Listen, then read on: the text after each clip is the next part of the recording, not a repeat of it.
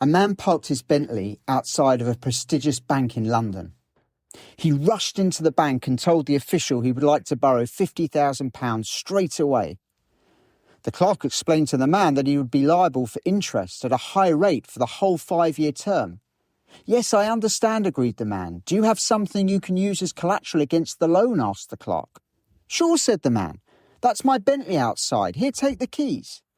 The security guard took the Bentley and the clerk paid the £50,000 into the man's account. A week later, to the clerk's utter surprise, the man was back with the £50,000 plus the interest payment. "If you had the money," said the clerk, "why would you take the loan?" Handing over the £50,000 plus the £120 in accumulated interest, the man responded, "Are you kidding? Where else can you get a week's underground parking in London for only £120? Things are not always what they seem. This week's Parsha Terumah and all the Parshiot for the rest of Sefer Shemot are about the Mishkan, except, of course, the interruption in Ki Tisa that covers the Chet HaEgel. In this Parsha, we cover a lot of details about the building of the Mishkan, the materials used, the dimensions, what goes inside. And all of these have messages for us, but it can be hard to understand them and feel very remote. After all, none of us are about to go out and build a Mishkan. These Parshiot, however, reveal deep truths that are highly relevant to us today. So this week, let's explore the deeper purpose of the Mishkan. It will give us an understanding that we can use in our lives right now. So we live in a world of apparent separation and fragmentation between the holy and secular, the spiritual and physical, Shemayim and Aretz, heaven and earth, and HaShem above and HaShem below. And therefore, if we're not careful, we can end up compartmentalizing our lives. So, for example, it's easy to go to work and go to the gym and meet a friend for coffee and regard all of that as secular activity. On the other hand, we would describe going to shul, learning some Torah and giving tzedakah as holy. We can regard changing a light bulb, going for a run and having a shower as mundane physical activities, whereas washing our hands when we wake up in the morning, putting on tefillin or making kiddush, we would regard as spiritual. Ask most people, and they would instinctively describe heaven and earth as two separate realms. And even though we know HaShem is everywhere, it is often easier to imagine him as somehow up there rather than fully present down here. Yet, of course, several times a day we say the words, Shema Yisrael, HaShem Elokeinu, HaShem Echad. Listen, Israel, HaShem is our God, HaShem is one. Intellectually, we know that HaShem is one, that HaShem is everything, that nothing exists outside HaShem, and yet that is often not quite how we experience the world. We're in Galut, we're in exile. That means a world that is concealed. The Shekhinah, HaShem's presence in this world, is not fully revealed, not fully felt, and therefore not fully apparent. The Shekhinah, however, is available to dwell amongst us, to be felt, to be more manifest in the world. But that depends on us. Our tough kid, our purpose, is to create a dira b'taktonim, a dwelling in the lowest world for HaShem, where the lowest can become one with the highest. This is when the oneness of HaShem will be fully revealed. So when Adam and Chava ate from the Eitz Hadat, the link between Shemayim and Aretz, the link between heaven and earth, was severed. The Midrash, both in Shemot Rabbah and in Tanchuma Va'era, explains this separation and gives the mashal of a king who decrees that Romans may not go down to Syria and Syrians may not go up to Rome. In other words, unlike the time of Adam and Chava, there was no connection between what happened on earth and what happened in heaven, in Shemayim. At HaSinai, HaShem descended onto HaSinai, and HaShem told Moshe to ascend. This was the meeting of Shemayim and Aretz, of heaven and earth. And the Midrash tells us that HaShem cancelled the decree. The link between Shemayim and Aretz was re-established. The Ramban explains that the Aseret Adibrot are the foundations of all the mitzvot. And Bnei Yisrael accepted the Torah And when they did so, we became the Kohanim of the world. The mechanism for creating oneness in the world, for linking Shemayim and Aretz, was now in Klal Yisrael's hands. Torah is the way that Klal Yisrael, that we can fulfill the responsibility of Sinai and link Shemayim and Aretz and reveal Hashem's oneness in the world. This, of course, is our responsibility today, to keep Torah and reveal Hashem's presence in the world. So at Sinai, heaven touched earth. The infinite, Hashem, entered the finite, this physical world. Hashem was fully revealed as far as, of course, he can be. Interesting, the Zohar describes HaKadosh Baruch Hu as the manifestation of Hashem as transcendent, beyond, infinite and hidden. This is Hashem in Shemayim, whereas the Shekhinah is the manifestation of Hashem as immanent, as present within our world and within history. When there is yichud, unification between these two manifestations, Hashem is properly revealed in this world. That's what happened at Har Sinai. At Har Sinai it says, V'yered Hashem al Har Sinai. Hashem came down upon Har Sinai. His presence was revealed among Klal Yisrael. And of course this week in the Parsha in Terumah it says, Hashem says, V'asu li mikdash v'shachanti b'tocham. Make me a mikdash and I will dwell among them.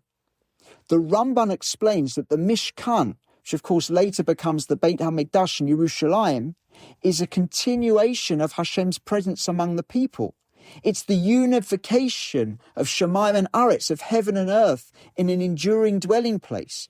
The mechanism to enable the revelation at Har Sinai to continue. The Ramban explains, at Sinai the Shekhinah rested openly. The Pasuk in Mishpatim says, the glory of Hashem dwelt upon Har Sinai. And similarly, the inauguration of the Mishkan, right at the end of Sefer Shemot in Parshat Pekudei, it says the glory of Hashem filled the Mishkan. The same sort of language. Sinai, therefore, was not a one-off event. It was a state that is up to us to continue. We can continue that state by keeping Torah and therefore revealing Hashem in this world. This is the unbelievable idea in Parshat Terumah. Hashem does not want holiness only in Shemayim. Holiness can enter our physical world. The Mishkan is not about a building. It's about creating a reality where Hashem can be encountered. The Mishkan becomes a place of yichud, of unification, where this manifestation of Hashem as HaKadosh Baruch Hu, as infinite and beyond this world, can we unite with the Shekhinah, which is Hashem as present within this world. Then Hashem's presence can rest and manifest openly. This is why the Mikdash is called the place where Shemayim and Aretz, where heaven and earth meet, where the oneness of Hashem can be revealed and therefore his presence felt. Of course, the question is, why do we need a structure at all? Surely Hashem can rest anywhere that he desires. But that's the problem. The Shekhinah is present everywhere. But as human beings, how do we encounter the Shekhinah everywhere? Hashem does not need boundaries. We do. For example, in theory, a person can spend a meaningful time with their spouse and have a good conversation anywhere.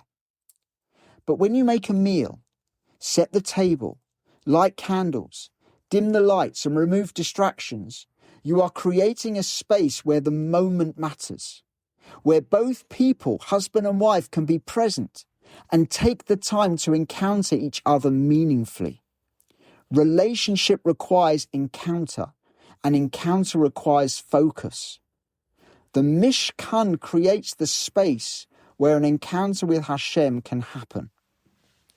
There is a pasuk in Daf 34 Aleph of the Tikkunei Zohar.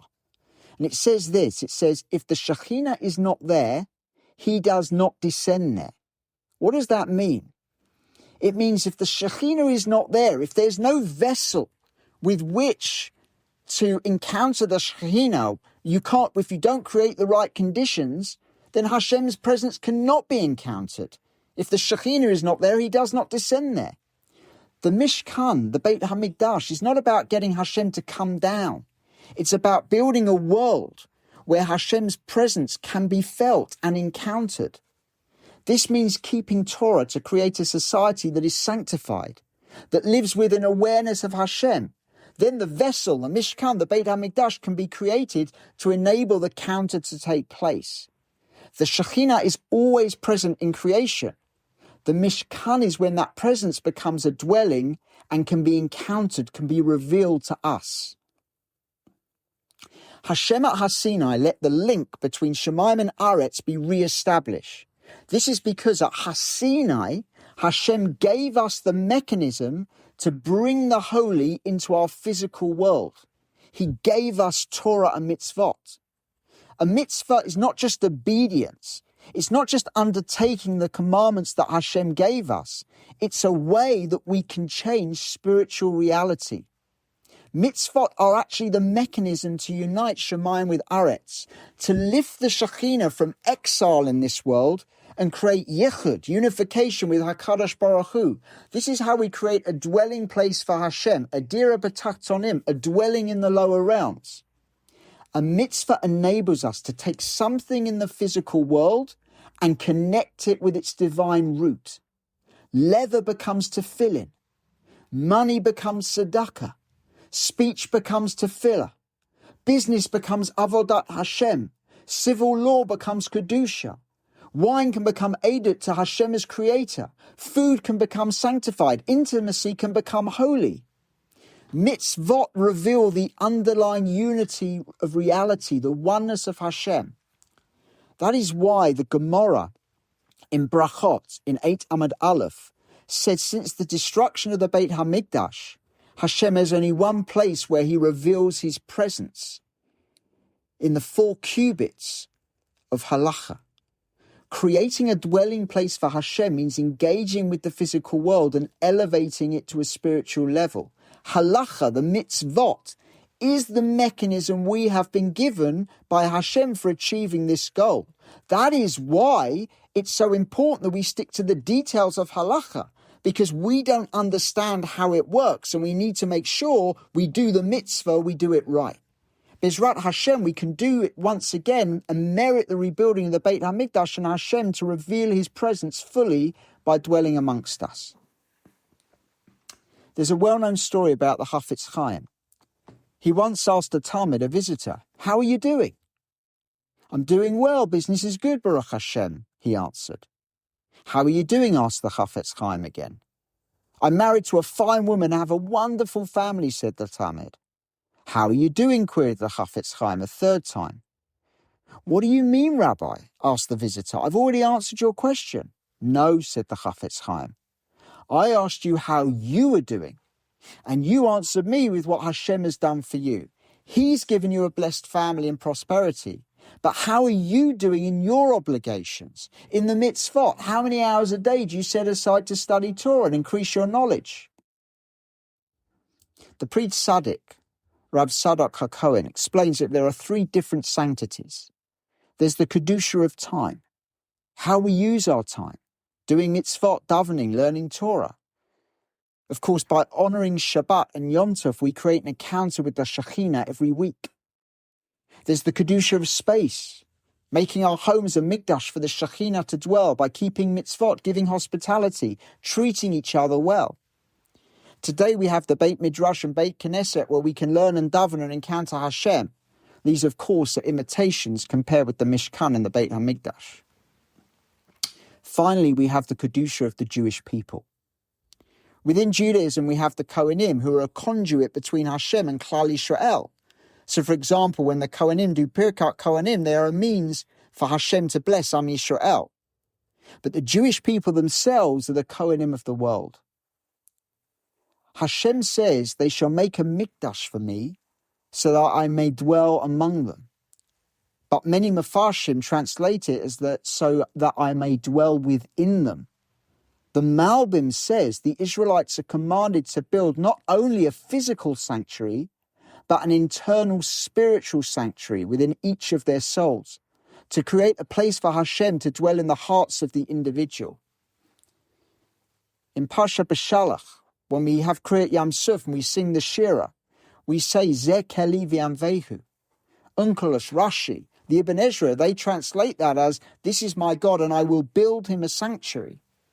But the Kotzker Rebbe, Rav Shimshon Raphael Hirsch, translate it as, this is my God and I will be a sanctuary. How we use time, how we use space, how we are within ourselves, these are distinctive manifestations of the same reality. How do we create a place where the Shekhinah can dwell and we can encounter HaShem? The Mishkan is not about a building. It is giving us a means of changing reality, to make physical space holy, to be able to fulfill our tough kid in this world and create a society and a sanctity where we are capable of encountering HaShem. When we create a dira b'tachtonim, a dwelling in the lowest world for HaShem, so that the oneness of HaShem can be fully revealed. HaShem tells Moshe, the beginning of this week's Parsha, to accept donations for the Mishkan from every person whose heart motivates him. Bezrat HaShem, our heart should motivate us to keep Torah and mitzvot, so we can sanctify time, space, and become a mikdash ourselves, so we can connect with HaShem.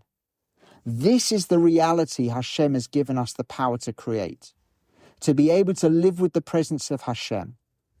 In so doing, in creating this reality, Bezrat HaShem, we will bring about the coming of Mashiach and the rebuilding of the Beit HaMikdash, Bimhera V'Yameinu.